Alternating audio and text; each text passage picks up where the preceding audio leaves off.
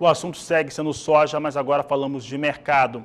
E temos um começo de semana muito parecido com o que ocorreu na última, pelo menos nesta segunda-feira até agora.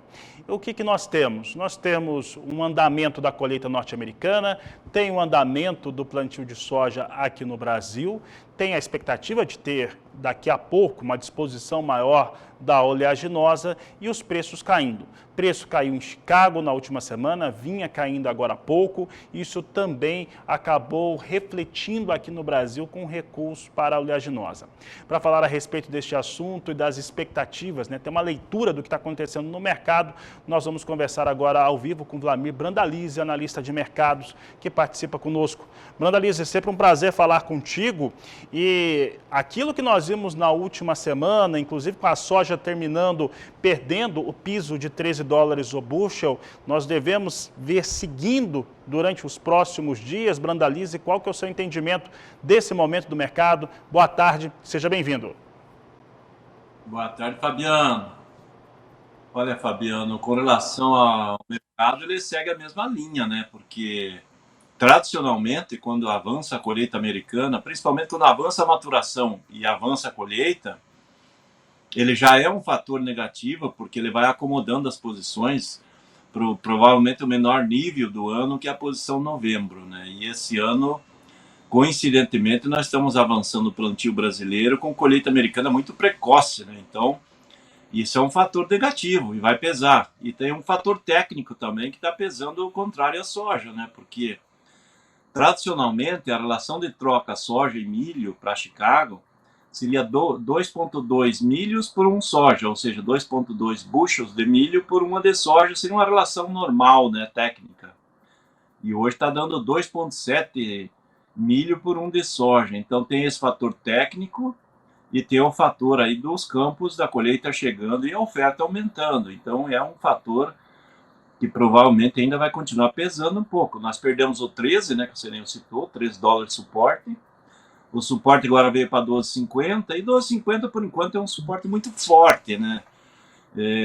A gente vai perder esse 12,50 só se o plantio brasileiro fluir muito bem e a safra americana aí vier numa colheita bem acelerada e não tenha muita novidade com relação à produtividade dos campos lá. Se mantiver aí essa expectativa ao redor de 112 milhões de toneladas e seguir plantando bem por aqui, não vai ter uma novidade importante para virar o mercado de curto prazo, né? Porque a China vai comprar da mão para a boca. Então, ainda temos aí uma possibilidade de uma queda, ainda um pouco de queda nas cotações à frente, né? Mas ainda estamos com o suporte do momento, segue 12,5 aí, possivelmente na semana ele consiga segurar esse 12,5, né?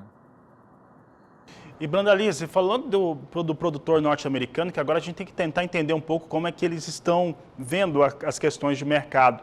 Esse produtor está comercializando a soja dele, ele está esperando também, tem alguns fluxos financeiros que estão acontecendo nos Estados Unidos. E outro cenário, $12,50 o bushel, é o ponto de equilíbrio que deixa a soja americana compatível ou competitiva com a soja brasileira, que a soja brasileira estava muito mais competitiva. A soja brasileira sim está mais competitiva porque os prêmios nós trabalhamos sempre, talvez ser positivo no último mês aí, né? Então hoje a soja americana está com um prêmio lá de 80, 90 centavos acima de Chicago e a nossa 65, 70. Então a deles está um pouco mais em conta. E se aproximando do 12,5, certamente eles vão ficar mais competitivos, né? Porque aqui a gente vai vendo uma retenção de vendas, né? As vendas começaram a diminuir o ritmo, né? Por causa das cotações que recuaram. E ainda não caíram mais porque o dólar acabou se acomodando para cima, né? Ele está se ajustando para o lado mais próximo dos 5, né? Então, isso acaba beneficiando aqui internamente e limitando quedas maiores, né? Mas provavelmente à frente a soja americana vai ser mais competitiva que a nossa, sim.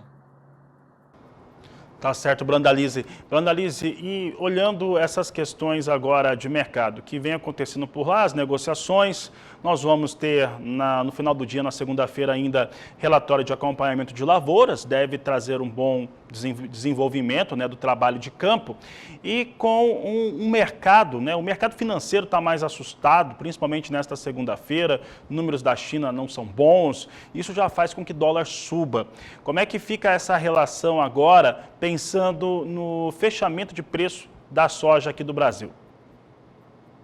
Olha, hoje, para a maioria dos balcões aí, que é o padrão produtor, eles abriram estável ou, em alguns casos aí, como no Rio Grande do Sul, hoje abriu com R$ 1 acima de sexta-feira. Então, em função do dólar, que está em alta, ele está compensando essa retração de Chicago, decorrência do mercado internacional mesmo, que não se citou, né, principalmente das notícias da China. Então, o fator dólar compensando em reais, mas o que a gente está vendo continua caindo em dólar, né? As cotações continuam caindo em dólar, a relação de troca de insumos pela soja continua sendo, então, o produtor continua perdendo, a tendência é ainda perder mais, né? Possivelmente vai recuar mais, e isso dificulta, né? O poder de compra do grão de soja, ele, nos próximos dias, tende a ser menor do que tinha nas semanas anteriores, né? Ele vai precisar mais grãos de soja para o adubo, mais grãos de soja para os defensivos, isso vai começar a pesar um pouco mais, né? Então, em função da soja, provavelmente ela vai tentar buscar se aproximar mais do 12,5 na posição novembro, e daí ela tira mais praticamente 70, 80 centavos de dólar aí da posição da soja em dólar.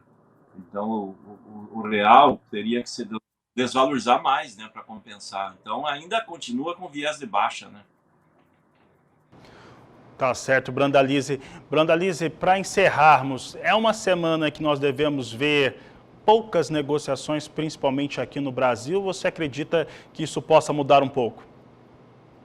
Olha, normalmente sempre tem poucas negociações, mas como temos muita soja ainda para negociar, e agora é plantio e o produtor geralmente precisa um pouco de caixa nesse momento, aquele produtor que tem milho e soja, a gente está vendo que ele acredita que o milho possa se valorizar melhor nos próximos meses, e tem muita gente nos apontando aqui para o escritório que vai vender mesmo a soja com leve queda, aí, que nem está se mostrando, e vai segurar o milho apostando que o milho na virada do ano consiga uma cotação melhor. Então esse é o perfil que o produtor está se mostrando, porque normalmente quando tem plantio precisa de dinheiro, né? Então vai buscar dinheiro aonde? Vai buscar dinheiro de um dos produtos que tem na mão. A maioria hoje tem soja e milho. O que a gente está vendo é um interesse um pouco maior de vender soja. Mas não vai ser de grandes volumes de vender negócio, não. Não vai ser uma semana de negócios de milhões de toneladas, não. Vai ser 300, 400 mil toneladas a nível de Brasil, que é um volume pequeno para uma semana, né?